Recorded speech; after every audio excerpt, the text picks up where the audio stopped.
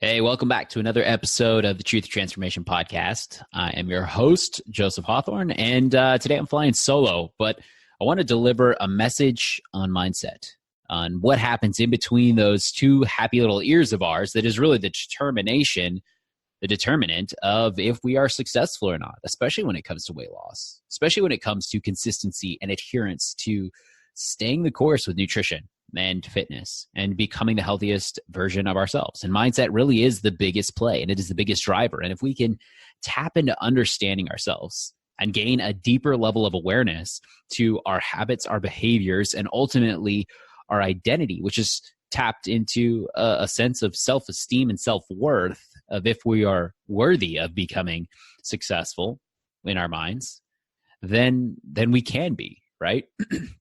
And so, we've talked about this with several different guests and several different pieces, but one of the things I think is extremely profound is identifying the difference and the behavioral difference between an amateur and a pro.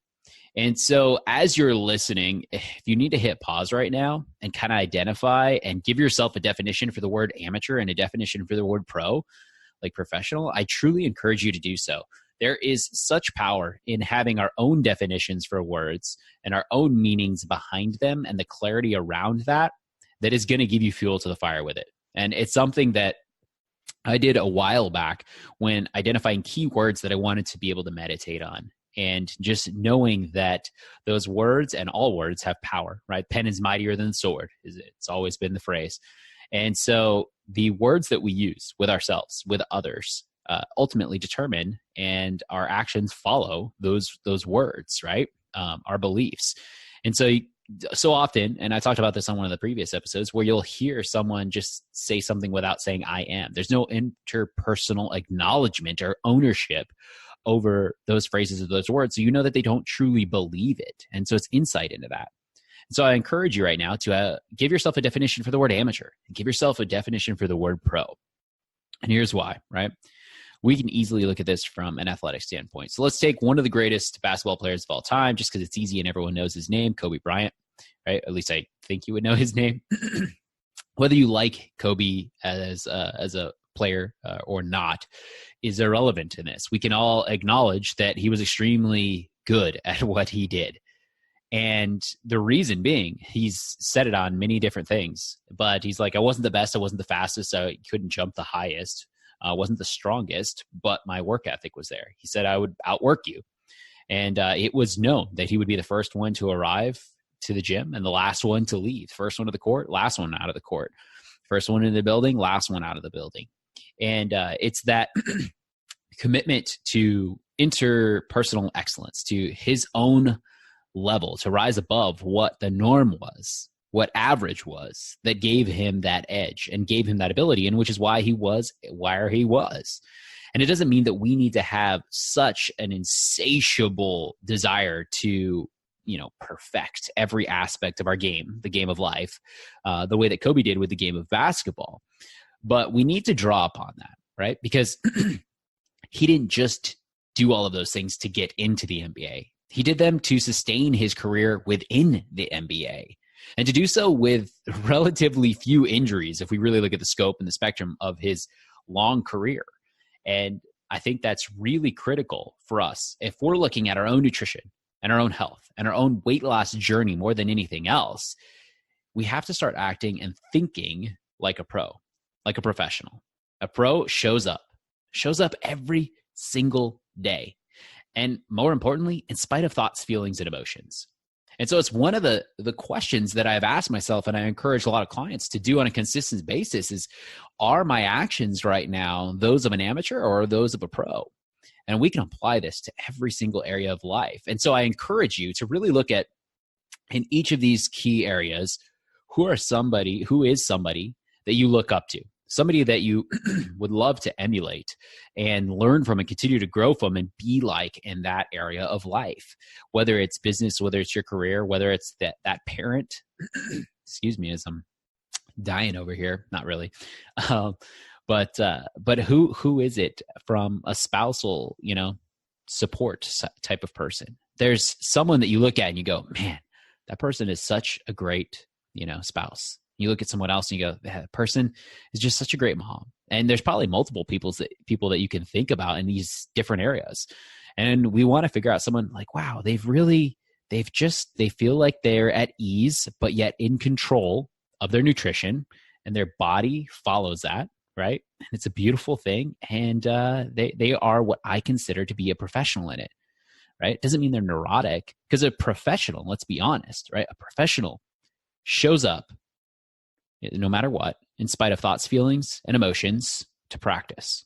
Because practice is ultimately what lets them win the game, right? And the practice is mundane. The practice is boring. The practice is ritual. And regardless of how good you get as a professional, you're still doing the basics. The basics are the key. They are the fundamental pieces to which everything else is built upon. And so it's not like there's some magic bullet that a professional has. Like if we're looking at from athletics and talking about Kobe, the further up the chain we go, the better at the basics and the more consistent they get. They're not sitting there wearing Fitbits and counting their steps and being reminded to stand up and get up. They're just knowing that they're going to show up to practice every single day, right? They're going to squat, they're going to hinge, they're going to press, they're going to jump, they're going to run some drills, and then they're going to play their game. It's really comes down to the fundamentals, the basics, repeated so much, so often that they just become ingrained, so that they're reactionary, of course, then on the court. But a professional is just simply the person who is willing to do all of that and be committed to it. And so it's something that I've put in when I open up that fridge, right? And all I want is something, sugary and sweet. Like you guys know me, that's my go-to, right? And knowing that I am not a moderator. I can't have just a little bit. I am truly like someone that will, once I've had a little bit, addictive personality takes over, and I want to have all of it. And it takes removing me from that, or removing myself from that environment, for me to be able to change that, right? I'm an abstainer to the 10th degree. And so before I even do that, it's a question of, what would an amateur do? What would a pro do? A pro would choose what's going to be healthiest for that person in that situation. And if I fuel my body better in this situation from this meal, well, then a pro is going to be able to show up better for his kid. Well, then pro shows up better for his kid, then his kid's going to actually live a better life, because they're going to gain some tools and some insights. And a pro is then going to show up for his spouse. And then a pro is going to choose to pick up a book. Pro is actually going to have the book around and accessible, as opposed to just scrolling social media. And so these are the questions that I constantly have to ask myself. But at the same time, this doesn't mean it's all work and no play. If we look at true professionals have an off season, and true professionals rake in the dough, and they know how to play. They know how to party, right? And so I think there's a beauty in that, and it's that they've done the work. They consistently do the work. They answer the call whenever there is time to do work. They review game film on where they have made mistakes, where they have things to work on. And that's where every once in a while, like, yes, I am all for getting to a place where you learn to eat without having to count calories, track macros, and using much more of an intuitive eating-based process, using a hand-guided method, right? This is what I want. But ultimately, you do have to probably check in at once every once in a while. It depends on the individual. Once every while. Didn't flow well, but you get what I'm saying, right? It's every once in a while, you do need to see where things are at. You need to review game film and realize, oh, that's where there's an energy leak. That's where I've got an opportunity, right? And then when it's off season, that's permission. That's freedom. You're not tied to this 100% all the time. There is an off season, right? There is a meal every single week that should be guilt-free and enjoyable, unless you're striving for something really challenging in a certain time frame. Then that's a different conversation. I want you to start thinking in terms of an amateur versus a pro, and asking yourself, well, what would a pro do? A pro would honor their commitments, and it comes down to PR, right? It's not public relations twice, but a pro is going to practice. A pro is going to have rituals, right? So the rituals are just habits and behaviors.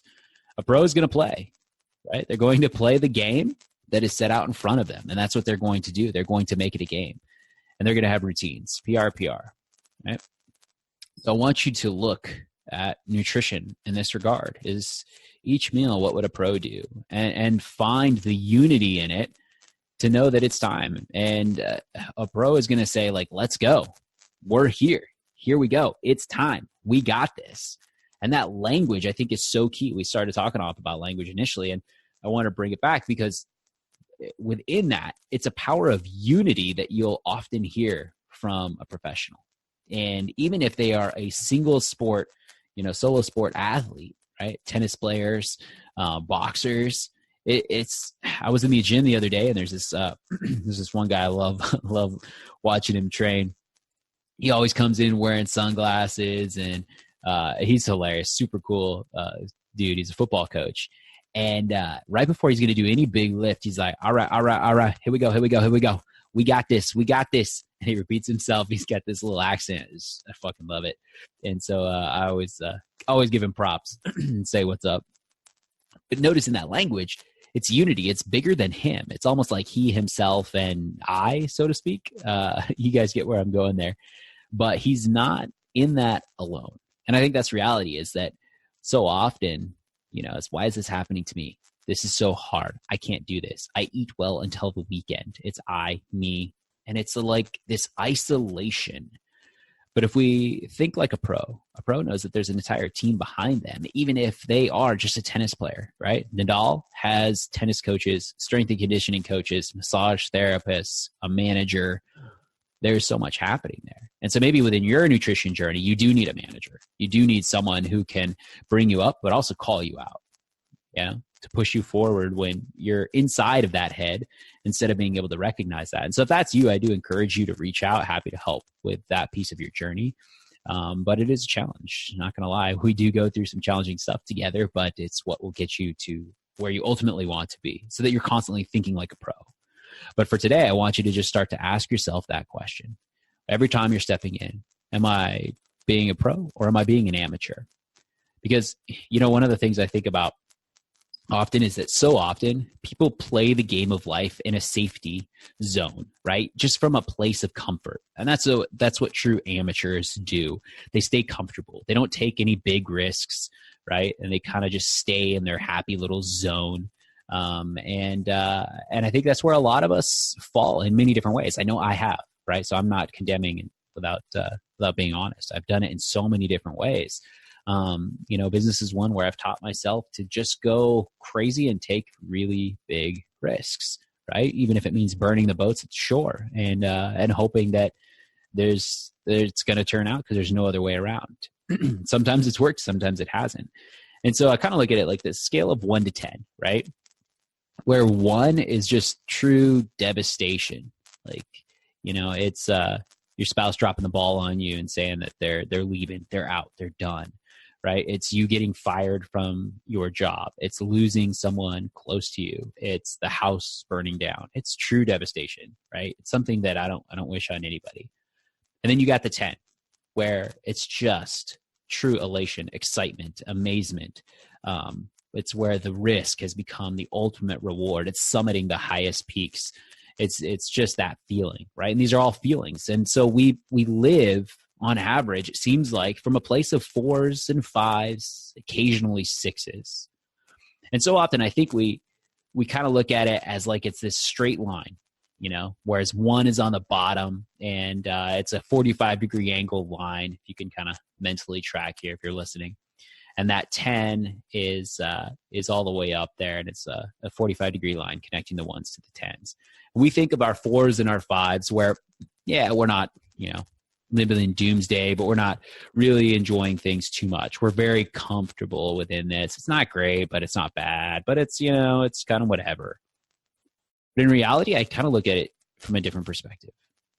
I think it's more like a U shape, right? So you've got your 1 over here on the left. Over here on the left, you've got your 1. And parallel to it, but all the way over on the right, you've got your 10. And it's a bell curve here, but it's an inverse one.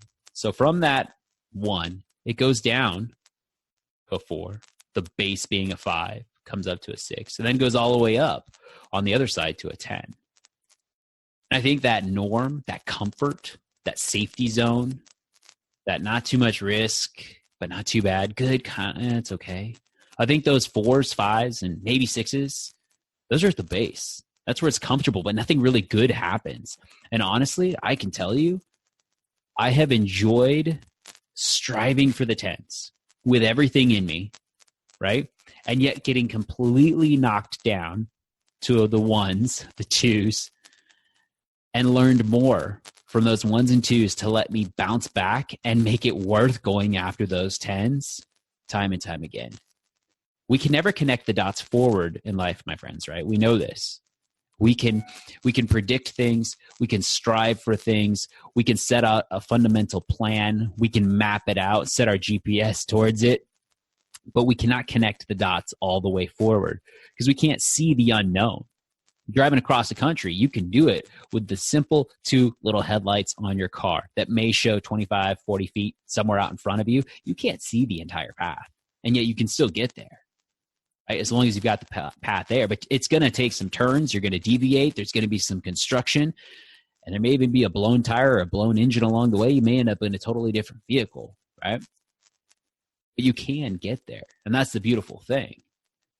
So anytime I've gone for the 9s, for the 10s, swinging for the fences, yeah, sometimes you strike out. You know, I'm 1 for 5 on successful businesses. One extremely successful business, I guess 2 for 5. Second one was actually really successful. It just physically was annihilating me.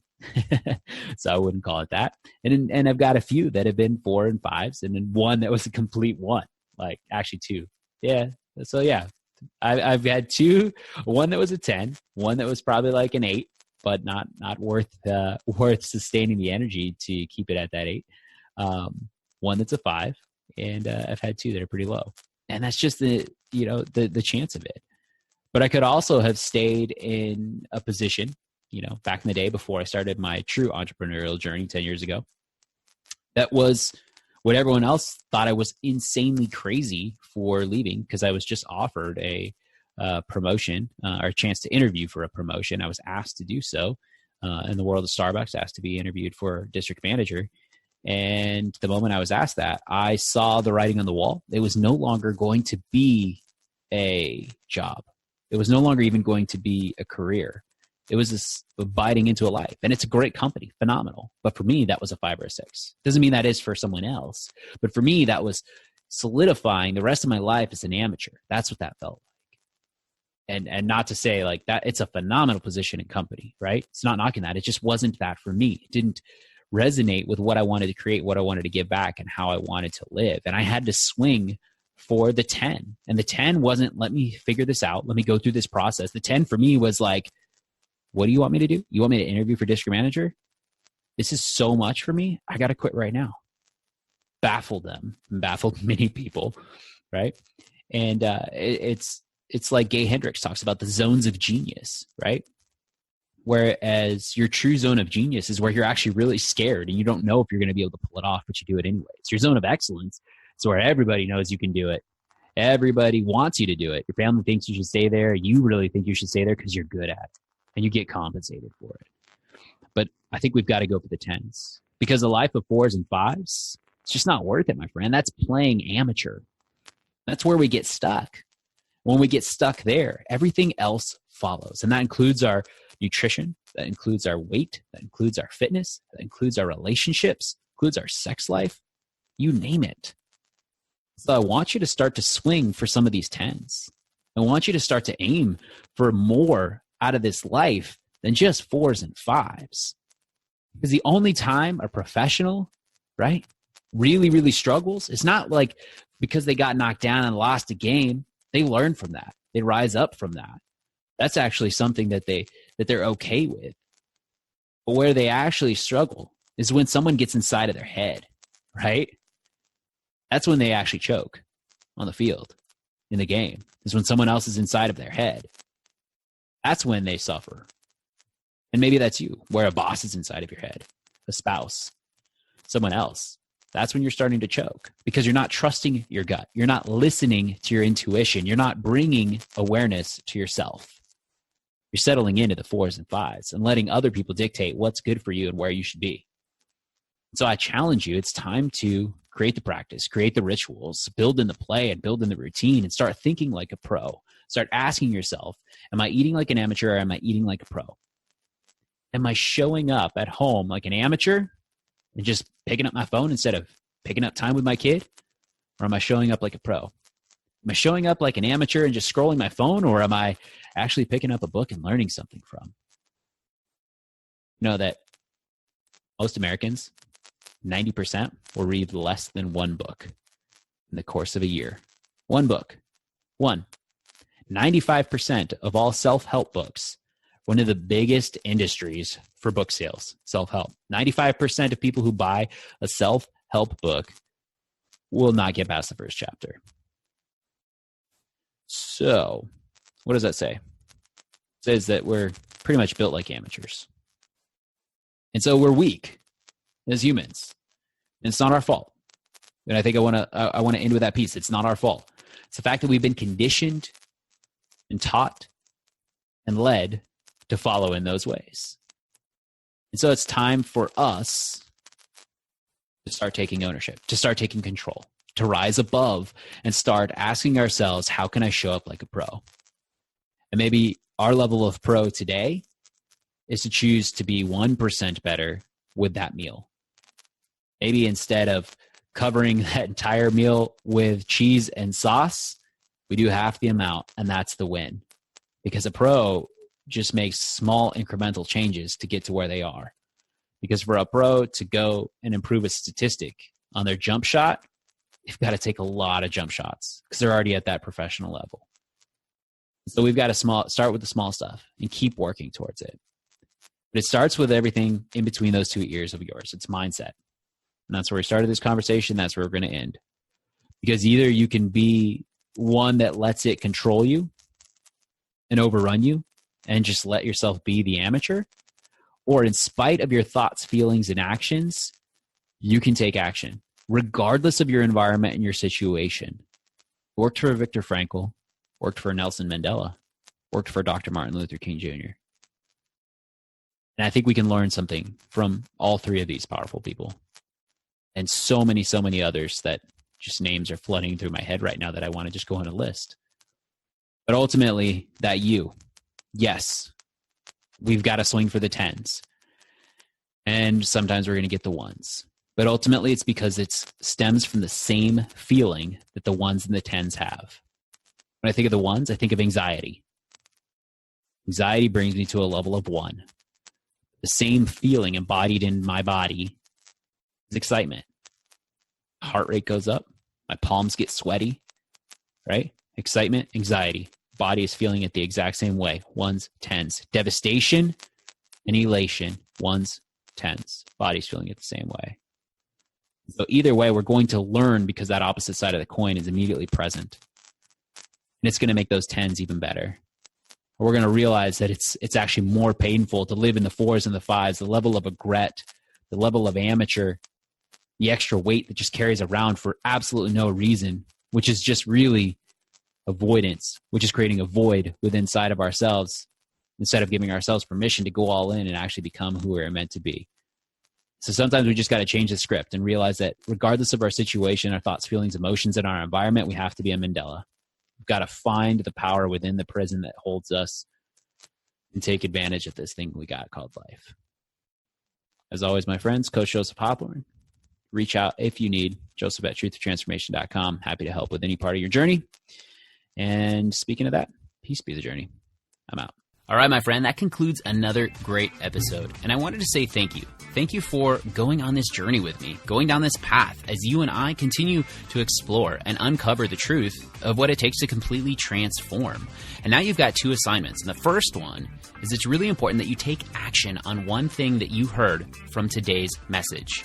It's important to take the education with a little bit of implementation so that you can yield the results to go from good to great, to go from ordinary to extraordinary, to go from your everyday norm to a place where you can completely transform. And the second thing that I need you to do is share this message because there's a friend, a coworker, a loved one out there that needs to hear a piece of this. And it's what they are waiting for to help them radically shift the way that they've been living life and start to explore their true potential, for them to get unstuck. And so I need you to screenshot this, tag me on social media, or share or write a review or whatever it is you know is going to get this message out to the right person at the right time so that they can live the best life possible. Because that's our goal. That is our goal. You and me, to be able to share the best messages that we possibly can and impact a great number of lives. So as always, I appreciate you. Coach Joseph Hawthorne, Truth of Transformation. Peace be the journey.